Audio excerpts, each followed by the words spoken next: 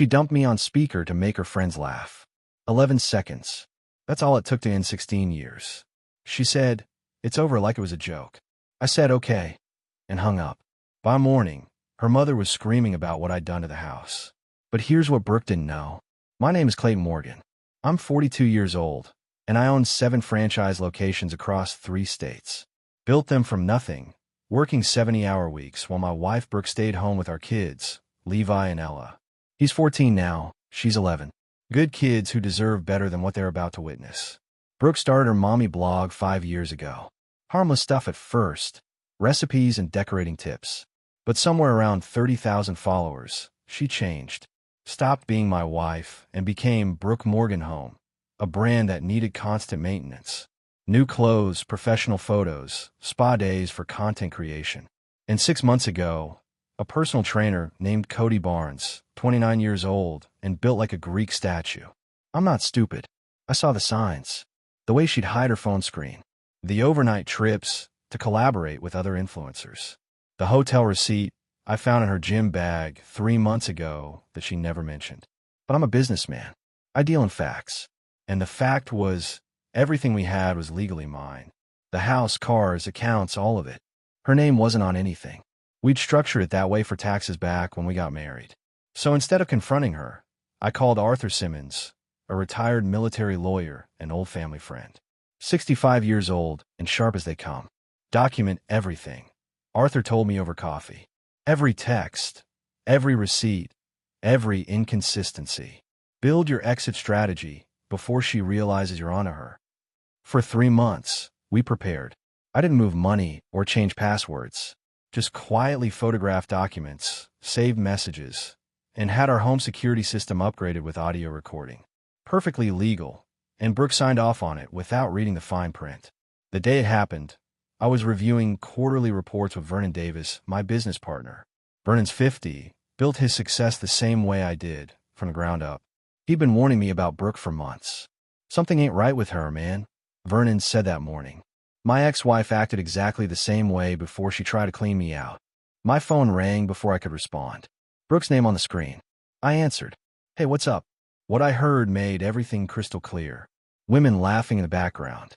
Then Brooke's voice, loud and theatrical, obviously on speakerphone. "Clayton, it's over. Don't text, don't call. Just move on, okay?" More laughter erupted.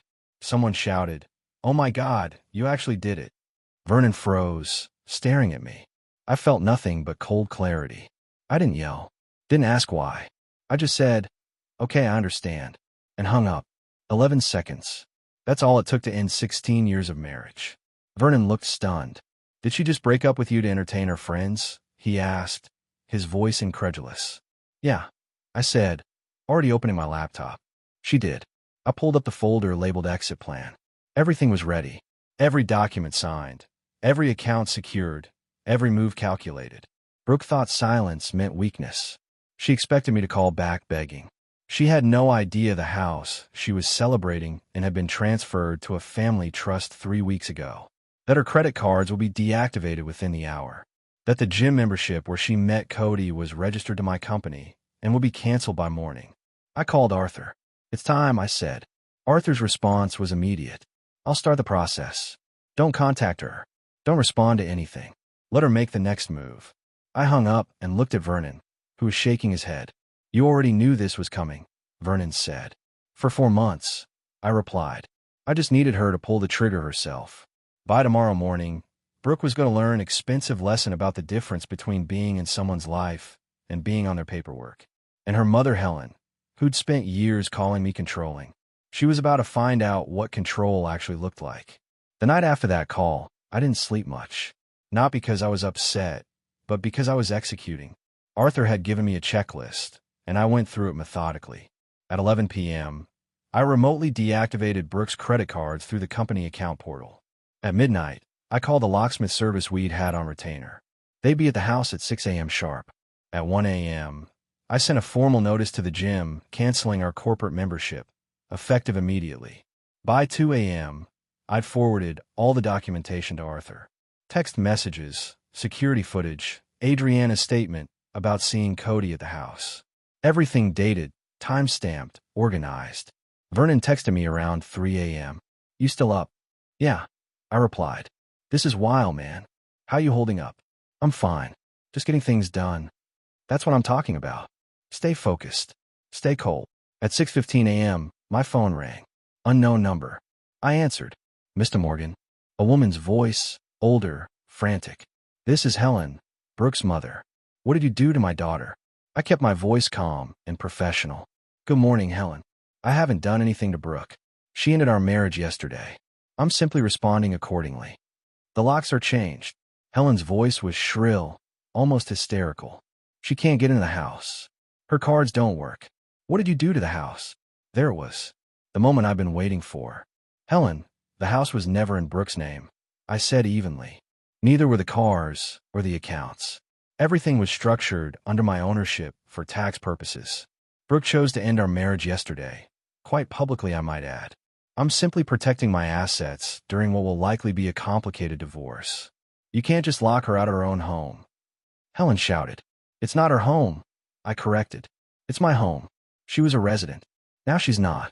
Everything I'm doing is completely legal, and I have an attorney who's reviewed every step. Helen sputtered for a moment. Then her voice dropped to something dangerous.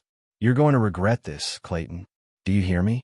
My daughter will take you for everything you have. She's welcome to try, I replied. But I'd recommend she get a very good lawyer. Have a nice day, Helen. I hung up before she could respond. Vernon called 5 minutes later. Brooke's blowing up Instagram. You seen it? I hadn't checked social media. Didn't plan to. What's she saying? She's playing the victim. Says you blindsided her, locked her out, trying to make it look like she abandoned the family. Her followers are eating it up. Let her talk, I said. Words don't hold up in court. Documentation does. By 8 a.m., Arthur called. Clayton, I just got off the phone with an attorney claiming to represent Brooke. Young guy, probably someone she found online. He's threatening an emergency injunction to get her back in the house. Can he do that? I asked. Arthur chuckled. He can try, but he'd need to prove she has legal standing. She doesn't. Her name isn't on the deed. She's not on the mortgage. And we have documented evidence that she voluntarily ended the marriage. Plus, we have her affair documented. No judge is going to force you to house your cheating ex-wife while the divorce is pending. What about the kids? I asked. That was my real concern. Levi and Ella. They were at your mother's house last night, correct? Arthur confirmed. Yes. I called Mom right after Brooke's little performance. Told her to pick them up from school and keep them overnight. Smart move, Arthur said. Keep them with you, or your mother, until we establish a formal custody arrangement. Don't let Brooke use them as leverage. My phone buzzed. Text from Mom. Levi wants to know what's happening. What should I tell him? I stared at the message. My son was 14, old enough to understand some of this. But how do you tell your kid that his mother chose humiliation over family? Tell him the truth. I texted back. Mom and I are separating. I'll talk to him and Ella tonight. This was going to be the hardest part, not the legal battles or the financial maneuvering. Explaining to my children why their family was falling apart. I drove to Mom's house that evening. The whole way there, I rehearsed what I'd say to Levi and Ella. How do you explain betrayal to kids who still believe in fairy tales? Mom met me at the door. At 68, she still had that no-nonsense look that could cut through any situation. There in the living room, Mom said quietly, Levi knows something's wrong. Ella thinks you're just working late again. I walked in and found them on the couch. Levi looked up from his phone, his expression guarded. Ella jumped up and hugged me. Dad, are you and Mom fighting? Ella asked, her 11-year-old face full of worry. I sat down between them. Your mom and I are separating. We're getting divorced. Levi's jaw tightened. He wasn't surprised. Because of that trainer guy. My head snapped toward him. What do you know about that? Levi shrugged, trying to act casual, but I could see the anger in his eyes. I'm not stupid, Dad. I've seen the way she looks at her phone, the way she dresses up for the gym now. And last month, I came home early for basketball practice. His car was in the driveway. Something cold settled in my chest. You saw him at the house. I didn't go in, Levi said. I just went to Tyler's house instead. I didn't want to deal with it. My 14-year-old son had been carrying this alone for a month. I pulled him into a hug, and he didn't resist. You should have told me, I said. I thought maybe I was wrong, Levi replied, his voice breaking slightly. I wanted to be wrong. Ella looked confused. What's happening? What trainer? I took a breath. Your mom made some choices that hurt our family. But I want you both to know that this isn't your fault. Nothing about this is your fault. Where's Mom now? Ella asked. She's staying somewhere else for now, I said. You'll still see her. But you're going to live with me. Good, Levi said firmly. I don't want to see her right now anyway. Mom appeared in the doorway. Clayton, Arthur just called. He needs to speak with you. It's urgent. I stepped into the kitchen and called Arthur back. We have a problem, Arthur said. Brooke's attorney filed an emergency custody motion. She's claiming you're alienating the children and that you removed them from the family home without her knowledge. That's insane, I said. She's the one who ended the marriage. And Levi just told me he saw Cody at her house a month ago. Arthur went silent. He'll testify to that. If he needs to, I said. He's angry enough that he'd probably volunteer. Give me a written statement from him. Arthur instructed. Tonight, if possible. The hearing is in 3 days. We need to establish that Brooke's infidelity directly impacted the children's well-being. After I hung up, I went back to the living room. Levi was holding Ella, who was crying softly. Levi, I said gently, I need you to write down everything you saw that day. When you came home, what time it was, whose car was there. Can you do that? Levi nodded, his expression hardening. Yeah, I can do that. My son was about to testify against his own mother. This was the cost of Brooke's choices. Not just a broken marriage, but broken trust that would take years to repair. That night, I read Levi's statement. It was clear, detailed, and devastating. He'd noted the time, the vehicle description, even the fact that the living room curtains were closed in the middle of the afternoon. My son had the instincts of an investigator and the broken heart of a kid who'd lost faith in his mother. The emergency custody hearing took place in a windowless courtroom that smelled like old coffee and desperation. I sat next to Arthur, wearing my best suit, while Brooke sat across the aisle with her attorney, a young guy named Derek who looked fresh out of law school. Brooke was dressed conservatively, makeup minimal, playing the wronged wife perfectly. She didn't look at me once. The judge was a woman in her 60s named Patricia Reynolds. She had a reputation for not tolerating games. Derek stood first. Your Honor, my client was forcibly removed from her home without warning or justification. Mr. Morgan changed the locks while she was out, canceled her credit cards, and has been preventing her from seeing her children. Judge Reynolds looked at me. Mr. Morgan, is this accurate? Arthur stood. Your Honor, if I may. Mrs. Morgan voluntarily ended the marriage via telephone while she was with friends. She did so publicly, on speakerphone, for entertainment purposes.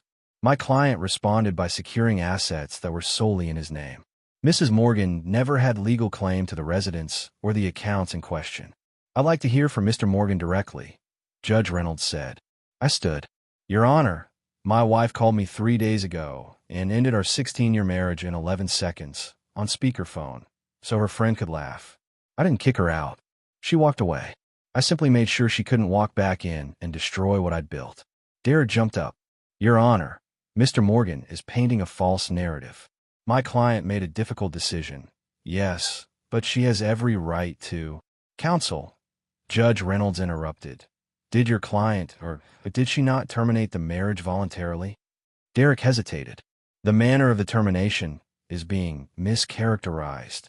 That's a yes or no question, the judge said. Yes, but. Then Mr. Morgan's actions to secure his property were legally justified, Judge Reynolds said. What about the children? Arthur presented Levi's written statement. Your Honor, the Morgan's 14-year-old son has provided a sworn statement that he witnessed evidence of his mother's extramarital affair. He came home from school a month ago and found the other man's vehicle in the driveway. He chose not to enter his own home because he knew what he would find. Brooke's face went pale. Derek looked like he'd been hit with a brick. Your Honor, Derek protested. This is hearsay from a child who's been coached. I'm available to testify, a voice said from behind us. I turned. Levi had come to the courthouse. He stood in the gallery, wearing a button-down shirt, looking older than his 14 years. Young man, Judge Reynolds said. You're the Morgan's son? Yes, ma'am, Levi replied. And nobody coached me. I wrote that statement because it's the truth. Judge Reynolds studied him for a long moment. Did you see this man inside your home? No, ma'am, Levi said. But I saw his car. A red Dodge Challenger with a gym logo on it. It was there at 2:30 in the afternoon when nobody should have been home. And what did you do? The judge asked. I went to my friend's house, Levi said quietly, because I didn't want to see what was happening. The courtroom went silent. Brooke was staring at our son with her mouth open. Derek looked defeated. Judge Reynolds turned to Brooke. Mrs. Morgan, do you have anything to say? Brooke stood, her voice shaking. That's not what it looked like. Cody was just. So, you're not denying he was there? Judge Reynolds interrupted. Brooke's attorney grabbed her arm, but she jerked away.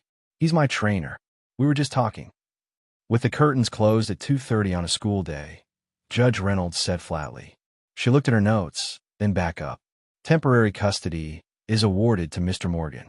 Mrs. Morgan will have supervised visitation pending a full custody evaluation. We're adjourned. The gavel came down like thunder. I looked at Levi, who was still standing in the gallery. My son had just gone to war for his family, and he'd won. 2 days after the custody hearing, I was in my office when Vernon knocked on my door. He had that look on his face, the one that meant trouble. You need to see this, Vernon said, handing me his phone. It was a news article from the local paper. Personal trainer arrested for assault. The photo showed Cody Barnes in handcuffs. I read the article. Apparently, Cody had gotten into a fight at a bar the night after the custody hearing. According to witnesses, he'd been drinking heavily and started a confrontation with another patron. The other guy ended up with a broken nose. Cody was charged with aggravated assault. Gets better, Vernon said. Check his social media. I scrolled down. Cody's girlfriend, a woman I'd never heard of, had posted a long rant about how he'd been cheating on her with a client. She named Brooke directly, posted screenshots of text messages, even included photos of them together. He had a girlfriend the whole time, I said flatly. A fiancée. Actually, Vernon corrected. They were supposed to get married next month. She found out about Brooke and lost it. That's what the bar fight was about. The guy he punched was her brother. I sat back in my chair. Brooke had destroyed our family for a man who was engaged to someone else. A man who was now sitting in county lockup facing assault charges. Arthur called an hour later. Have you seen the news about Barnes? Yeah, I said. This changes everything, Arthur said. Brooke's attorney is going to have a hard time painting her as the victim when her affair partner is in jail for violence. I'm filing a motion to make the custody arrangement permanent. Do it, I said. That evening, I got a call from an unknown number. Against my better judgment, I answered. Clayton, please. It was Brooke. Her voice was broken, desperate. I need to talk to you. We have nothing to discuss, I said. All communication goes through our attorneys. Cody lied to me, Brooke said, crying now. He told me he was single. He told me he loved me. I thought we had a future. You had a husband, I said coldly. You had children. You had a future. You threw it all away for a lie. I made a mistake, Brooke sobbed. Please, Clayton. I'm sorry. Can we just talk about this? No, I said. You made your choice. You humiliated me on speakerphone for laughs. You brought that man into our home while our children were at school. You don't get to apologize your way out of consequences. What about Levi and Ella? Brooke asked. They need their mother. They need a mother who puts them first, I said. That's not you. Not anymore. I'm staying in a motel, Clayton, Brooke said, her voice breaking. I have nothing. No money, no car, nowhere to go. My own mother won't take my calls. That's not my problem, I replied. You created this situation. You deal with it. I'm begging you, Brooke whispered. Begging doesn't work on me, I said. You should have thought about consequences before you made me a punchline. I hung up before she could respond. Vernon texted me later that night. Brooke's Instagram is gone. Whole account deleted. I checked. He was right. Brooke Morgan home, with its 30,000 followers and carefully curated life, had vanished. Her brand had been built on the illusion of a perfect family. Without that family, there was nothing left to sell. 3 days later, Arthur called with news.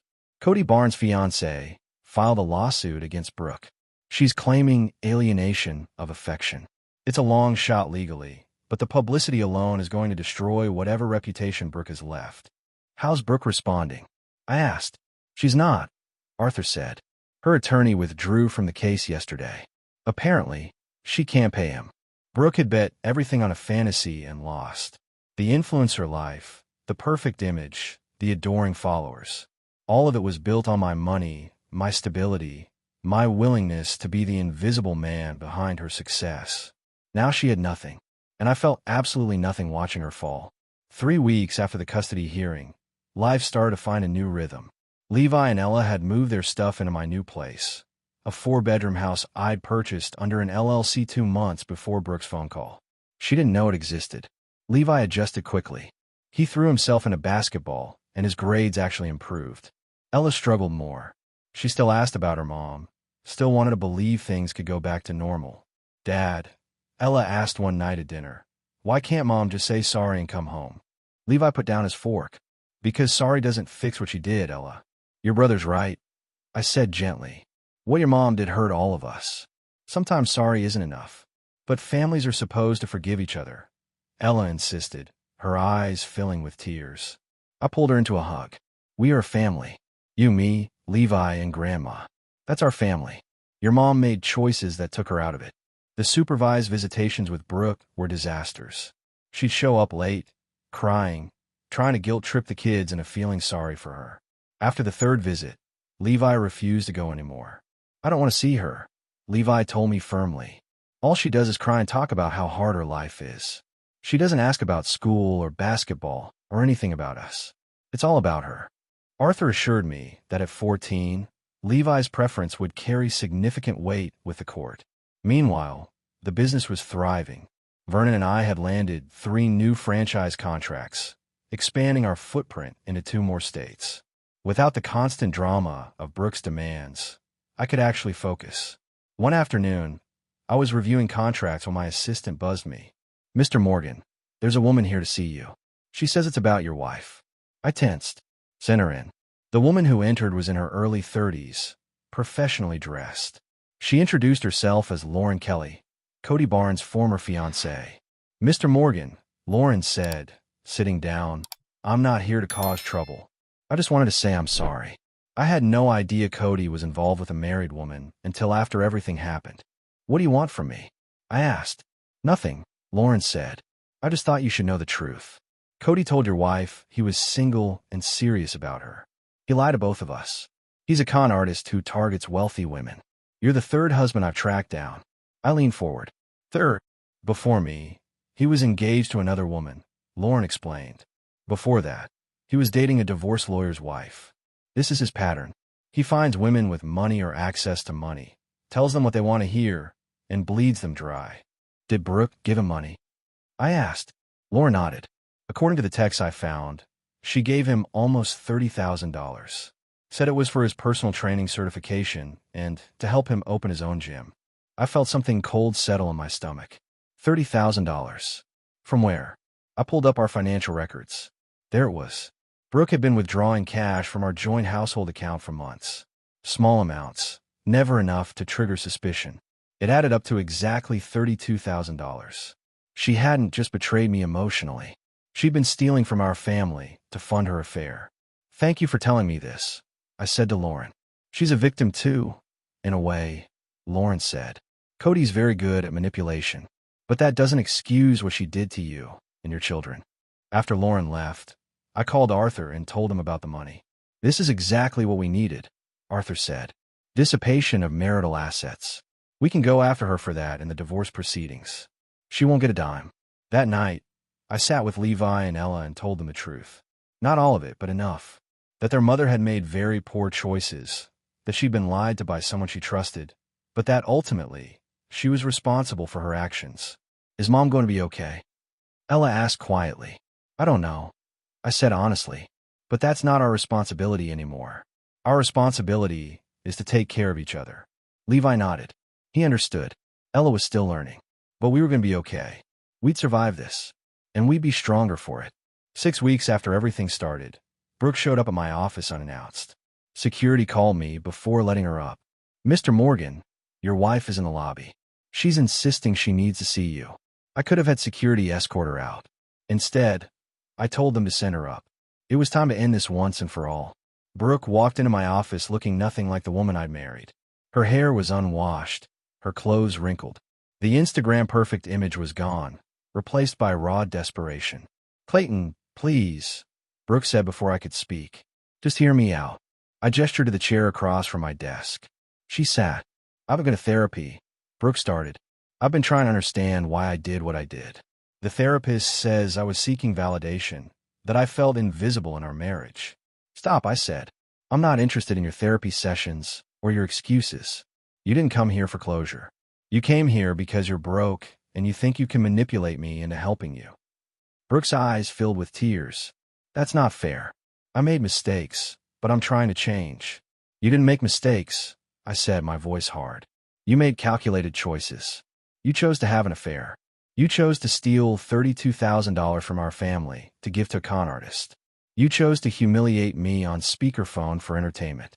Those weren't mistakes. Those were decisions. I was confused. Brooke protested.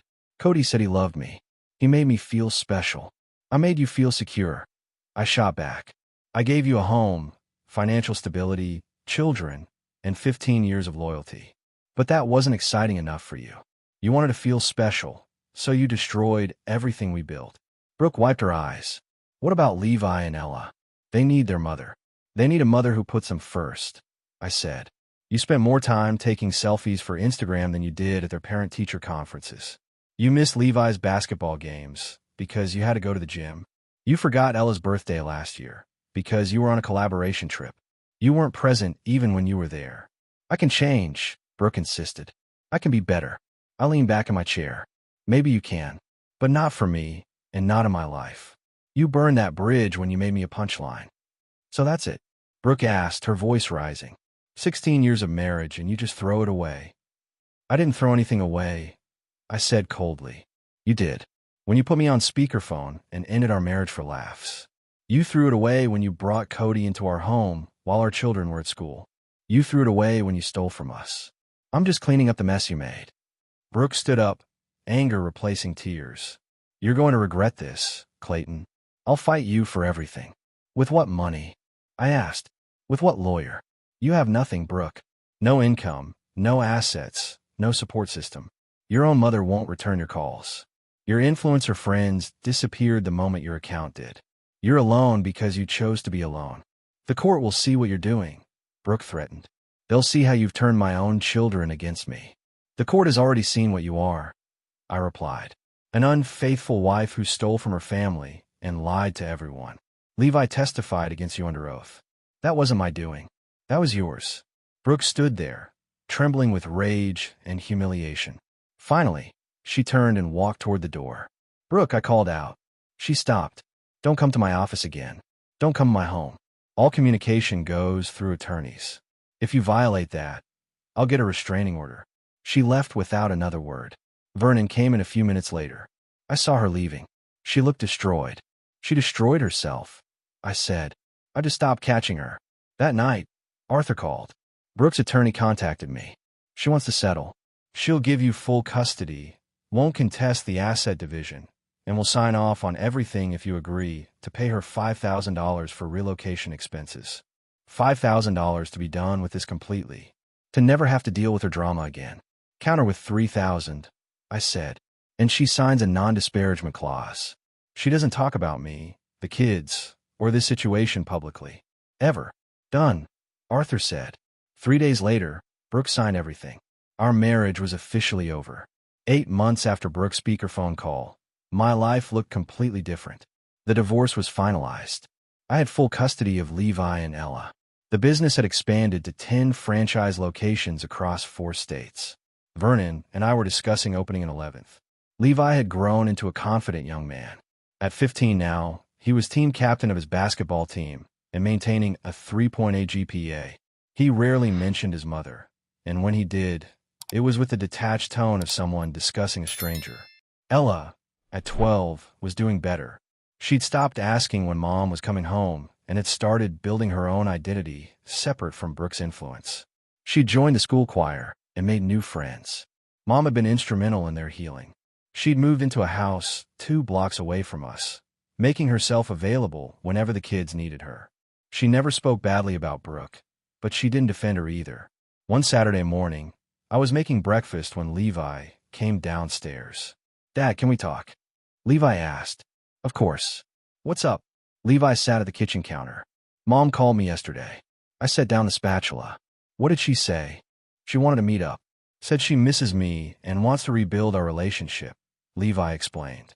His expression was neutral, guarded. What did you tell her? I asked. I told her I'd think about it, Levi said. But honestly, Dad, I don't know if I want to. Every time I see her, it's the same thing. She cries, talks about how hard her life is, and makes everything about her. She never asks about my life. I sat down next to him. This is your choice, Levi. I won't force you either way. But whatever you decide, I'll support you. Do you think she's actually changed? Levi asked. I don't know. I said honestly. People can change, but they have to want to. And they have to put in the work. Based on what you've told me about your visits, it doesn't sound like she's done that yet. Levi nodded slowly. I think I'm going to tell her no. Maybe later, when I'm older and can handle it better. But right now, I'm good with how things are. Then that's what you'll do, I said. That afternoon, Vernon stopped by. We sat on the back deck while the kids played basketball in the driveway. You did good, man, Vernon said, watching them. Those kids are thriving. They're resilient, I said, stronger than I gave them credit for. They learned that from you, Vernon replied. You could have fallen apart, could have gotten bitter and angry. Instead, you handled business and took care of your kids. That takes strength. I thought about that. A year ago, I'd been in a marriage I thought was solid.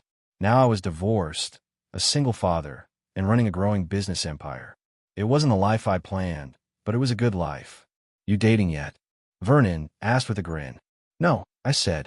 I'm not ready for that. Right now, my focus is on Levi and Ella. They need stability, not me bringing someone new into their lives.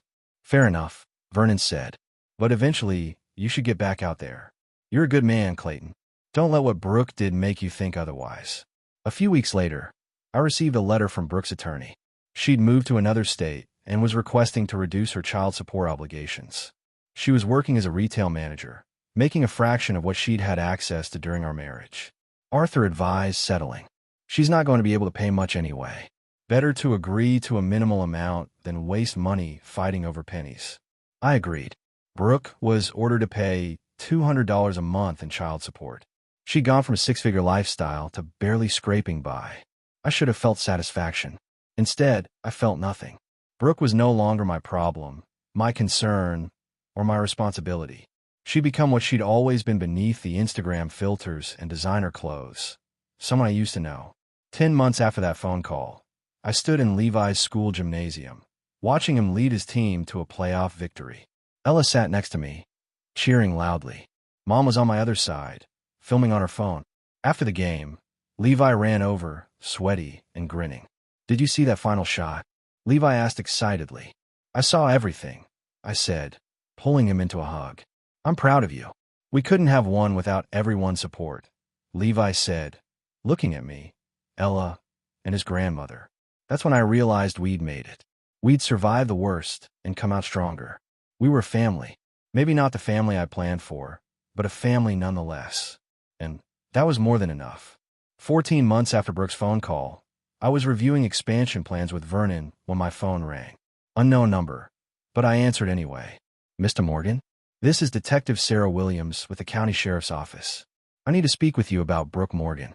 My stomach tightened. What happened? She was arrested 3 days ago for writing bad checks, Detective Williams explained. She listed you as an emergency contact. She's asking if you'll post bail. How much? I asked, though I already knew my answer. $5,000. I was silent for a moment. Vernon was watching me, eyebrows raised. Mr. Morgan? The detective prompted. No, I said firmly. I won't be posting bail. We're divorced. She's not my responsibility. She said you'd say that, Detective Williams replied. But I had a call. She also wanted me to tell you that she needs help, that she's hit rock bottom. Then rock bottom is where she needs to be, I said. Maybe it'll teach her something that 16 years of marriage couldn't. I hung up and looked at Vernon. Brooke got arrested. I explained. Bad checks. Wants me to bail her out. Vernon shook his head. And you said no. Good. That woman's life is her own problem now. That evening, I told Mom what had happened. She was at the house helping Ella with a science project. You did the right thing, Mom said firmly. Brooke needs to face her consequences. You can't save someone who won't save themselves. Levi, who'd been listening from the kitchen, came into the room. Mom got arrested? Levi asked. I nodded. She wrote bad checks. She wanted me to post bail. And you said no, Levi said. It wasn't a question. I said no. I confirmed. Levi was quiet for a moment, then nodded. Good. She made her choices. We made ours. At 15, my son understood consequences better than his mother ever would. A week later, Arthur called with news. Brooke pled guilty to fraud charges. She got probation and community service, but it's on her record now. This officially ends any chance she had of getting modified custody. What about child support? I asked. The court suspended her obligation, Arthur said. She can't pay what she doesn't have. But it also means she has zero legal leverage. You're done with her, Clayton. Completely. That night, I sat with Levi and Ella and explained what had happened. So Mom's not going to try to see us anymore? Ella asked. I don't know what she'll do, I said honestly. But legally, she has no power over your lives. If she wants to rebuild a relationship with you, she'll have to earn it. And that's going to take years of consistent effort on her part. I don't think she has it in her, Levi said quietly. He was probably right. A few days later, I received a letter from Brooke. It was handwritten, tear-stained, desperate. She wrote about how sorry she was, how she destroyed everything, how she understood if we never forgave her. She wrote about hitting rock bottom and finally seeing clearly. She wrote about wanting to be better, to be the mother Levi and Ella deserved. But words on paper meant nothing. I'd heard apologies before. What mattered was action, and Brooke had proven incapable of that. I showed the letter to Mom. What do you think I should do? I asked. Nothing, Mom said. File it away. If she's serious about change, she'll prove it through years of consistent behavior, not through one desperate letter. Until then, protect your children and keep moving forward. That's exactly what I did. I filed the letter in a folder and focused on what mattered. Levi, Ella, the business, and building a life that was stable, healthy, and honest. Brooke had wanted attention and validation more than she wanted family. Now she had neither, and we had peace. That was the trade she made, and I was finally okay with it. 2 years after Brooke ended our marriage on speakerphone, I stood in the backyard of our home watching Levi and Ella play with our new dog, a golden retriever named Scout. Vernon and his wife had come over for a barbecue. Mom was inside, making her famous potato salad. Gerald Thompson, my accountant and now good friend, was helping me grill. Life looked nothing like I'd planned, and somehow it was better. You've built something solid here, Gerald observed, flipping burgers. Look at those kids. They're thriving. Levi was 16 now, over 6 feet tall, and had just gotten a full scholarship offer to play basketball at a Division II college. Ella was 13, confident and creative, with a portfolio of artwork that had won regional competitions. They did the work, I said. I just gave them stability. Don't sell yourself short, Gerald replied. You could have let what Brooke did turn you bitter. Instead, you showed those kids what integrity looks like. The business had grown beyond anything I'd imagined. 15 franchise locations across 6 states. Vernon and I were planning to break into the Canadian market next year. We'd built an empire on the foundation of hard work and smart decisions. I thought about where Brooke was now. Last I'd heard through mutual acquaintances, she was living in a studio apartment in another state, working 2 retail jobs to make ends meet. Her Instagram had been deleted for almost 2 years. The influencer life was gone, replaced by the reality she tried so hard to escape. She'd asked to see the kids twice in the past year. Both times, they declined. Levi had no interest in rebuilding that relationship. Ella was still processing, still hopeful in the way young girls are, but she'd learned to protect herself. Dad, Ella called out. Scout caught the frisbee. I watched as the dog bounded across the yard, tail wagging. Simple joy. That's what our life had become.